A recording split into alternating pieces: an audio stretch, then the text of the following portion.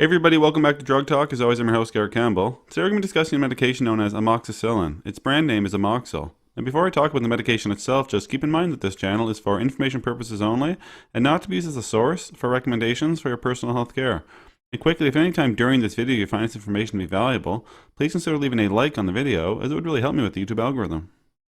So first, what will we cover in this presentation? We'll start by talking about how amoxicillin works. We'll then discuss indications or reasons we would prescribe this medication to a patient, followed by contraindications or reasons we would not be able to prescribe amoxicillin. We'll then discuss examples of dosing, and then stick around to the end where we'll talk about side effects with percentages. So how does amoxicillin work? Well, amoxicillin is a semi-synthetic antibiotic that inhibits biosynthesis of cell wall mucopeptide.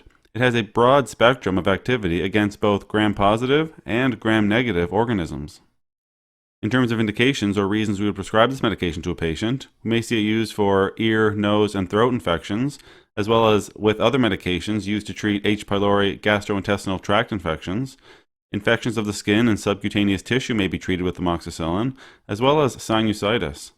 Infectious diseases of the genitourinary system may be treated with this medication, and there are also some other indications. With respect to contraindications or reasons we would not be able to prescribe amoxicillin, we wouldn't give this medication to a patient who had a hypersensitivity to amoxicillin, other beta-lactam antibiotics, or any other component of the formulation.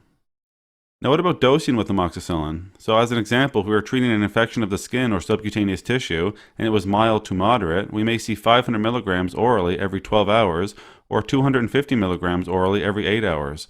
If the infection was severe, however, we may see 875 milligrams orally every 12 hours or 500 milligrams orally every 8 hours. In the treatment of Lyme disease, we may see 500 milligrams orally 3 times daily for 14 days, with a dosing range here of 14 to 28 days. Now, as with all medications, there are some side effects or adverse reactions that patients may experience while using amoxicillin, so I'll go over some of those here now.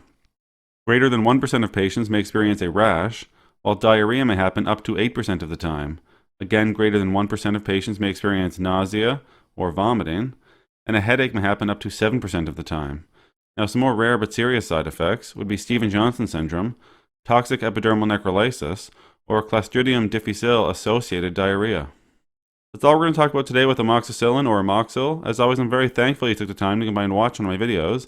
If you found the information valuable and you'd like to help grow this channel, you can like the videos, share the videos, or most importantly, subscribe to the YouTube channel. There's also some links in the description you can check out as well. That's it for today. Take care.